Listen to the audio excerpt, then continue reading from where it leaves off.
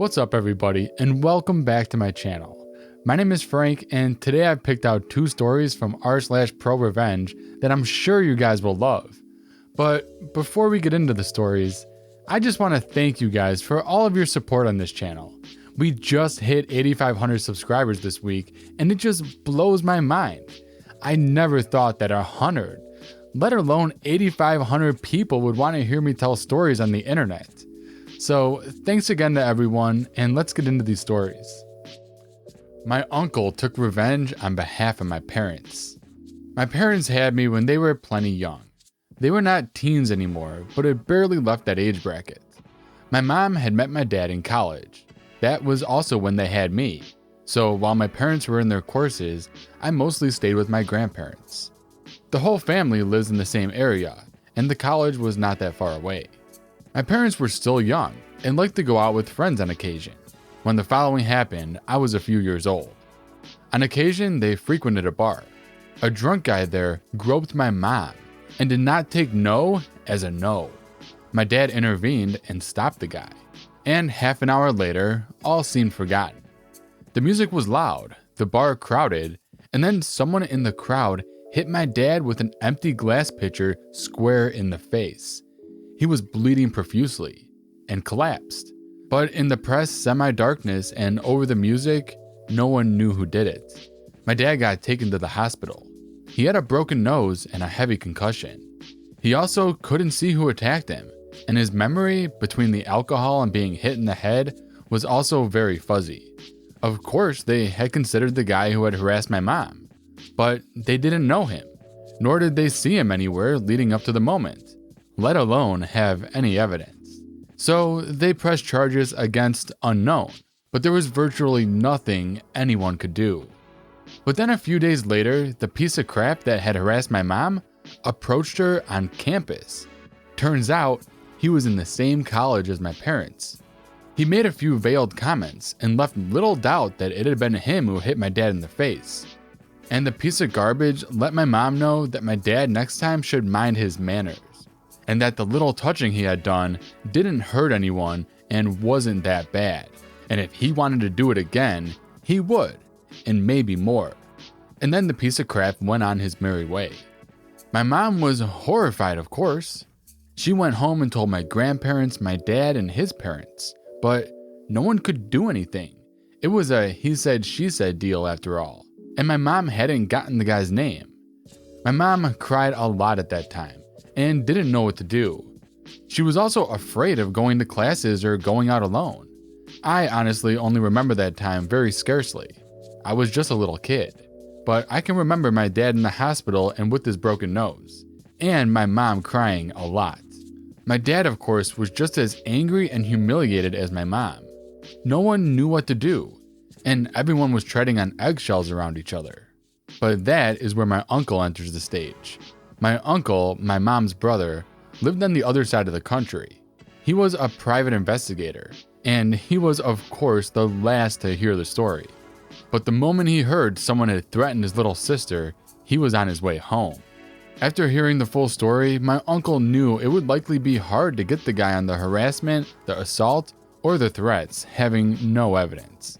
My uncle had my mom point the guy out from afar on campus.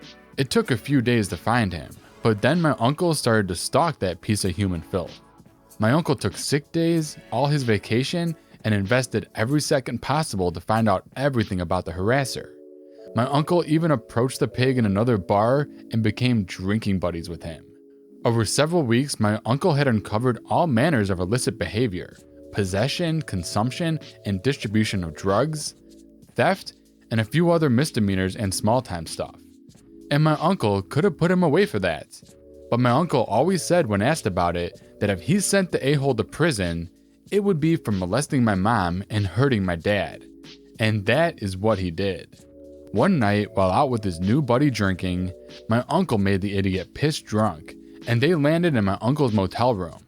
He got the harasser to incriminate himself on video, rattling off a list of illegal stuff he was up to. My uncle had, of course, pretended to be a crook too. Among the stories a-hole told was the story of how he groped some chick and brained her dude with a pitcher of beer. Now, something needs to be said. In my country, of course recording someone in secret is illegal, and under some conditions, like if the police do it, it's not a permissible piece of evidence in court. But as a private investigator, my uncle knew the laws for that exactly. But paradoxically, the situation is different if it's not only audio but also video. And my uncle had the a-hole on camera confessing. The next day, my uncle turned himself into the police with all his collected evidence. Because secretly filming people was still a crime, though the video could be used as evidence in court as my uncle was not affiliated with the police or any other governmental agency.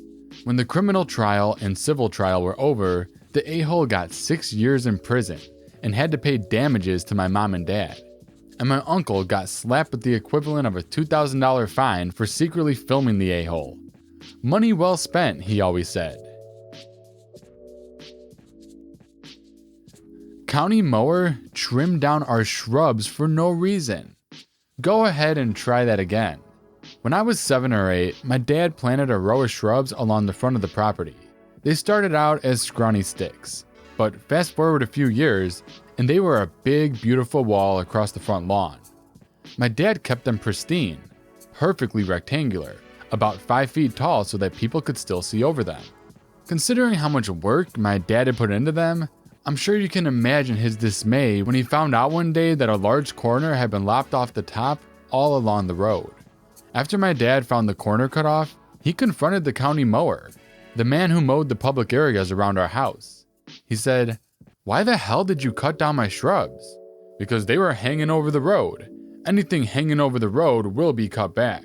"What? No, they weren't. I keep these shrubs cut so they're only over my property. I'm not gonna fight you on this. You let them grow up like that, and I'll cut them down again." "Oh, fine." For those of you that don't know, shrubs grow pretty quickly, and a few months later, the shrubs had made progress towards recovering, and my dad got an inkling that it wouldn't be long before the mower lopped them off again. So he did what any man would do to get revenge in that situation. He went to Home Depot and bought a bunch of rebar. Rebar is a very sturdy steel bar used to reinforce concrete. Rebar equals reinforcing bar, and nothing short of a steel saw or cutting torch is going to get through one of those. My dad then proceeded to hammer the rebar into the ground so that it was about 2 inches under the edge of the shrubs. Then we waited.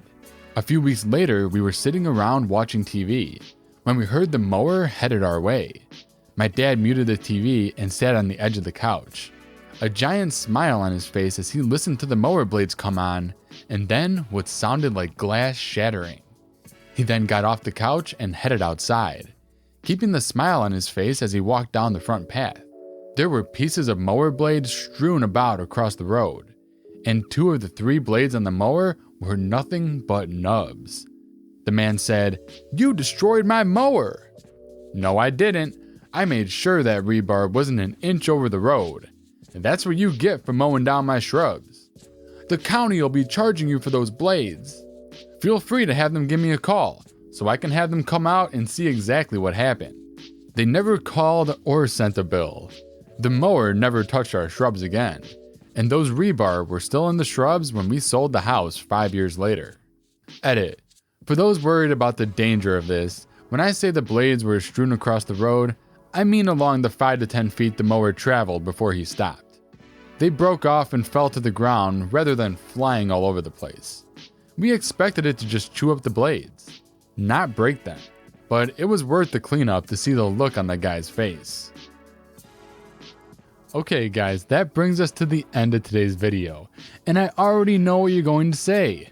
"Frank, what is that crazy music in the background?" Well, I'm trying out something different, and I would love to hear your feedback about it. So let me know what you think in the comment section below. As always, be sure to like this video and subscribe if you haven't done so already. Have an amazing day, and I will see you in the next video.